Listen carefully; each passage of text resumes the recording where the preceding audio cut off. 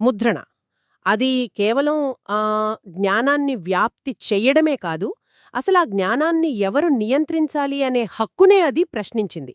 మన ఈరోజు చర్చకు ఇదే ఇదే మూలస్తంభం. అవును.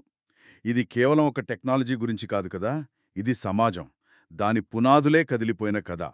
శతాబ్దాలుగా స్థిరంగా ఉన్న అధికార సమీకరణాల్ని ఒక చిన్న యంత్రం, ప్రింటింగ్ ప్రెస్, ఎలా సవాలు చేసిందో మనం చూడబోతున్నాం. సరే, అయితే దీన్ని కొంచెం లోతుగా చూద్దాం. అసలు ముద్రణే లేని ప్రపంచాన్ని ఒక్కసారి ఊహించుకుందాం. ఆ రోజుల్లో అంటే జ్ఞానం గాని, ఒక కొత్త ఆలోచన గాని ఎలా ప్రయాణించేది? చాలా నెమ్మదిగా. హ్మ్. అత్యంత జాగ్రత్తగా నియంత్రించబడిన దారుల్లో మాత్రమే. జ్ఞానమంటే ఇప్పుడు మనం అనుకున్నట్టు ఫ్రీగా దొరికేది కాదు. అది చేత్తో జాగ్రత్తగా మోసుకెళ్లే ఒక విలువైన వస్తువులాంటిది. అంటే ఒక పుస్తకాన్ని చేత్తో రాయడానికి నెలలు, కొన్నిసార్లు సంవత్సరాలు పట్టేది. అందుకే పుస్తకాలు చాలా అరుదుగా, చాలా ఖరీదైనవిగా ఉండేవి. అంటే జ్ఞానం కేవలం కొందరి సొత్తుగా ఉండేదనమాట. రాజులు, మతాధికారులు, ఆ ఉన్నత వర్గాల వాళ్ళు. ఖచ్చితంగా. వాళ్ళు కేవలం ఆ జ్ఞానాన్ని కలిగి ఉండటమే కాదు, దానికి ద్వారపాలకులుగా కూడా ఉండేవాళ్ళు. ద్వారపాలకులుగనా? అవును. ఏ సమాచారం బయటకు వెళ్ళాలి, ఏది వెళ్ళకూడదు, ఒకవేళ వెళితే దాన్ని ప్రజలు ఎలా అర్థం చేసుకోవాలి అనే వ్యాఖ్యానాన్ని కూడా వాళ్లే చెప్పేవాళ్ళు. ఉదాహరణకు ఆ, ఒక మతగ్రంథంలోని వాక్యాన్ని చదివి వినిపించే మతాధికారి దీని అర్థం ఇదే అని చెప్పినప్పుడు ఇక సామాన్యులకు మరో దారి ఉండేది కాదు. ఇది చాలా ఆసక్తికరంగా ఉంది. అంటే ప్రజల దగ్గర నిజాలు ఉన్నాయా లేవా అన్నది అంత ముఖ్యం కాదంటారా? అంతే. ఆ నిజాలని ఎలా అర్థం చేసుకోవాలి అని చెప్పగలగడమే అదే అసలైన అధికారమా? మీరు దాన్ని సరిగ్గా పట్టుకున్నారు. అధికారమంటే వాస్తవాలని నియంత్రించడం కాదు, వ్యాఖ్యానాలనే నియంత్రించడం, నేరేటివ్ను కంట్రోల్ చేయడం. అందరూ ఒకే కథను నమ్మినంతకాలం అధికార వ్యవస్థలు సేఫ్గా ఉంటాయి. ఆ పట్టు జారితే పునాదులు కదులుతాయి. అవును, ఆ ప్రపంచంలో ప్రశ్నలు అడగడమే పెద్ద ప్రమాదం. సరే, ఇంత స్థిరంగా నియంత్రణలో ఉన్న ప్రపంచంలోకి ముద్రణ వచ్చింది. దాని మొదటి ప్రభావం ఎలా ఉండేది? ఒక్కసారిగా అన్నీ మారిపోయాయా? లేదు లేదు, ఒక్కసారిగా కాదు. కానీ అదొక డ్యాంకు పడిన మొదటి పగులు లాంటిది. మొట్టమొదటిసారిగా ఆలోచనలు అనుమతి లేకుండా ప్రయాణించడం మొదలుపెట్టాయి. అనుమతి లేకుండా? అవును. ఒకరు ఒక కరపత్రాన్ని ముద్రిస్తే దాన్ని చదవడానికి మతాధికారి ఆమోదంగానీ, రాజుగారి పర్మిషన్ గానీ అవసరం లేదు. పాఠ్యాలు ఆమోదం లేకుండానే వేల ప్రతులుగా మారిపోయాయి. ఇది మానసికంగా ఎలాంటి మార్పు తెచ్చి ఉంటుంది? ఒక వ్యక్తి మొదటిసారి తన పక్కన ఏ అధికారీ లేకుండా ఒక కొత్త ఆలోచనను చదువుతున్నప్పుడు ఆ ఫీలింగ్ ఎలా ఉంటుంది? అదొక రకమైన విముక్తి. ఒక ఆలోచనకు ఒక వ్యక్తికి మధ్య ఉన్న ఆ ద్వారపాలకుడు, ఆ గేట్ కీపర్ తొలగిపోయిన క్షణమది. అప్పటిదాకా మీరు దీన్ని ఇలాగే అర్థం చేసుకోవాలి అని చెప్పే ఒక అధికారి ఉండేవాడు. ఇప్పుడు ఆ అవసరం లేదు. అంటే తమంతట తాముగా ఆలోచించుకునే అవకాశం దొరికింది. ఖచ్చితంగా. విశ్లేషించుకునే, ప్రశ్నించుకునే అవకాశం. అదే స్వేచ్ఛా ఆలోచనకు బీజం వేసింది. మరి ఈ మార్పు అప్పటి అధికార కేంద్రాలను బాగా కలవరపెట్టుంటుంది కదా? అబ్బో, తీవ్రంగా. వాళ్ళు భయపడ్డారు. టెక్నాలజీని చూసి భయపడ్డారా? కాదు, వాళ్ళు భయపడింది టెక్నాలజీని చూసి కాదు, నియంత్రణ కోల్పోతున్నామని భయపడ్డాను. హ్మ్. దీన్ని అర్థం చేసుకోవడానికి ఒక మంచి ఉదాహరణ ఉంది. అధికారం ఒక కోట లాంటిది అనుకుంటే, సమాచారం ఆ కోటలోకి వచ్చిపోయే ఏకైక దారి. హ్మ్. అప్పటిదాకా ఆ దారికి ఒక పెద్ద గేటుండేది. ఆ గేటు తాళం చెవులు వాళ్ల దగ్గర ఉండేవి. అంతే. కాని ముద్రణ ఏం చేసిందంటే, ఆ గేటును బద్దలు కొట్టిందా? అది అంతకంటే ప్రమాదకరమైన పనిచేసింది. గేటును బద్దలు కొట్టలేదు, ఏకంగా గేటునే తీసేసింది. ఓ. ఇప్పుడు సమాచార ప్రవాహాన్ని ఆపే ఆ ద్వారమే లేదు. హ్మ్. ఆ గేటు పోయాక ఇక నియంత్రణ అనేది సంపూర్ణంగా ఉండదు. సరే, నియంత్రణ పోయింది. కానీ ఇది వెంటనే తిరుగుబాటుకు దారితీసిందా? ప్రజలు ప్రింటింగ్ ప్రెస్లను చూసి ఓ ఇక మనం తిరుగుబాటు చేద్దాం అని రోడ్ల మీదకొచ్చేశారా? లేదు, అంత నాటకీయంగా ఏమీ జరగలేదు. మార్పు చాలా నెమ్మదిగా, లోలోపల మొదలైంది. ఇది ప్రజలు తిరగబడటం వల్ల వచ్చింది కాదు, నిశ్శబ్దం ఇకపై గ్యారంటీ కాకపోవడం వల్ల వచ్చింది. నిశ్శబ్దం ఇకపై గ్యారంటీ కాదు. దీన్ని కొంచెం వివరిస్తారా? ముద్రణకు ముందు ఒక అసమ్మతి స్వరాన్ని నొక్కేయడం చాలా సులభం. ఆ వ్యక్తిని నిశ్శబ్దం చేస్తే ఆ ఆలోచన కూడా అక్కడతో ఆగిపోతుంది.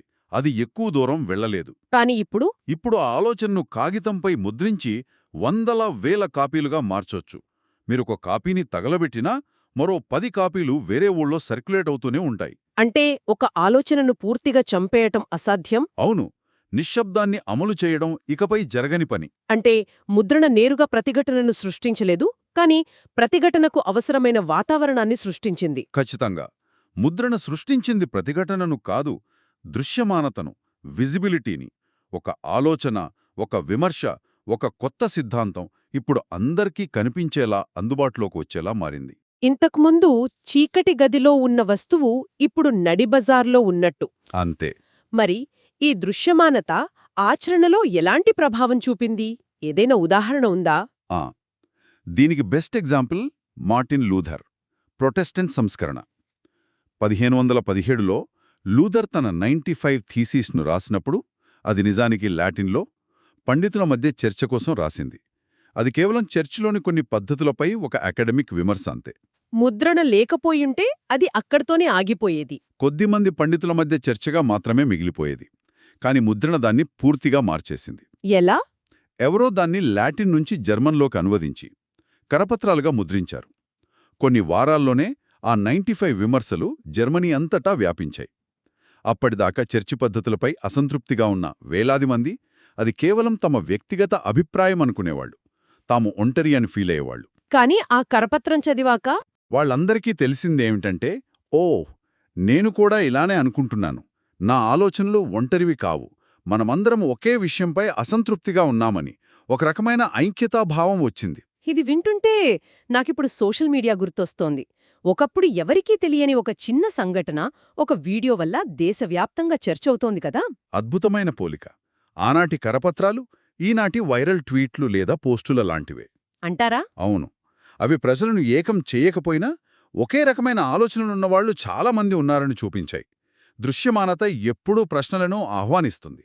ఒక విషయం అందరికీ కనిపించినప్పుడు దాని గురించి ప్రశ్నలు రావడం సహజం కదా. నిజమే. ఇది ఎందుకు ఇలా ఉంది, ఇలా కాకుండా మరోలా ఉండకూడదా అనే ప్రశ్నలు. అవును. అధికారం నిలబడాలంటే కొన్ని ప్రశ్నలను అడగకూడదు. కాని దృశ్యమానత ఆ ప్రశ్నలను అడగడానికి ధైర్యాన్ని, ఒక సామూహిక గుర్తింపుని ఇస్తుంది. అందుకే మీరు ఘర్షణ కంటే దృశ్యమానత అధికారాన్ని ఎక్కువగా మారుస్తోంది అన్నారు. నిజమే. ప్రత్యక్ష పోరాటానికి దిగడం కంటే వాస్తవాలను, ప్రత్యామ్నాయ వ్యాఖ్యానాలను ప్రజల ముందు ఉంచడం ద్వారానే పెద్ద మార్పులు వస్తాయి. మార్టిన్ లూథర్ కత్తి పట్టుకుని పోరాడలేదు కదా. లేదు. అతను కేవలం తన ఆలోచనలను ముద్రించాడు. ఆ విజిబిలిటీనే యూరోప్ చరిత్రను మార్చేసింది. ఈ మొత్తం ప్రక్రియ ఒకదాని తర్వాత ఒక్కటి డామినోలు పడిపోయినట్టనిపిస్తుంది. సమాచారం అందుబాటులోకి రావడం, నియంత్రణ కోల్పోవడం, దృశ్యమానత పెరగడం, మరి అధికార కేంద్రాలు, ఈ వ్యవస్థలు వీటిని చూస్తూ ఊరుకున్నాయా? లేదు. ఇక్కడ ఒక ముఖ్యమైన విషయం ఉంది. వ్యవస్థలు మార్పును కాదు, నియంత్రణ కోల్పోవడాన్ని ప్రతిఘటిస్తాయి. అంటే చర్చిగానే, ప్రభుత్వంగానే ప్రింటింగ్ ప్రెస్సును ఒక టెక్నాలజీగా పూర్తిగా వ్యతిరేకించలేదు. నిజానికి వాళ్లు కూడా దాన్ని బాగా వాడుకున్నారు. తమ స్వంత ప్రచారానికి. అవును. తమ సిద్ధాంతాలను వ్యాప్తి చేయడానికి విరివిగా ఉపయోగించుకున్నారు. ఓకే, అంటే వాళ్లకు టెక్నాలజీతో సమస్య లేదు. ఆ టెక్నాలజీని ఎవరు వాడుతున్నారు, దేనికి వాడుతున్నారు అనే దానిపై నియంత్రణ కోల్పోవడమే అసలు సమస్య. మీరు సరిగ్గా చెప్పారు. తమకు అనుకూలమైన పుస్తకాలను ముద్రించడానికి రెడీ, కాని తమకు వ్యతిరేకమైన వాటిని మాత్రం సహించలేకపోయారు. ఏ వ్యవస్థ అయినా స్థిరత్వాన్ని కోరుకుంటుంది కదా. కోరుకుంటుంది. ముద్రణ యొక్క ఈ అనియంత్రిత స్వభావం ఆ స్థిరత్వాన్ని దెబ్బతీసింది. ఒక ఆలోచన ఎక్కడ పుడుతుందో, అది ఎంత వేగంగా వ్యాపిస్తుందో, దాని ఫలితాలు ఎలా ఉంటాయో ఎవ్వరూ ఊహించలేకపోయారు. ఈ అనిశ్చితి, ఈ కంట్రోల్ లేకపోవడం అదే అధికార కేంద్రాలను భయపెట్టింది. వారి అధికారం యొక్క పునాది, అంటే వ్యాఖ్యానంపై గుత్తాధిపత్యం, ఇప్పుడు ప్రమాదంలో పడింది. కాబట్టి తమ చేతుల్లోంచి జారిపోతున్న ఆ నియంత్రణను తిరిగి పట్టుకోవడానికి వాళ్లు ఎలాంటి చర్యలు తీసుకున్నారు?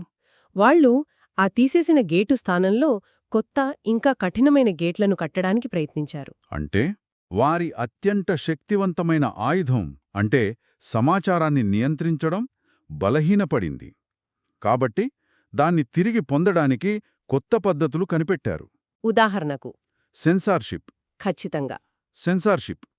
ఏది ముద్రించాలి, ఏది ముద్రించకూడదు అని చెప్పే చట్టాలను తీసుకురావడం మొదటి అడుగు. ప్రభుత్వ లేదా చర్చ్ అనుమతి లేకుండా ఏది ముద్రించకూడదని. అవును.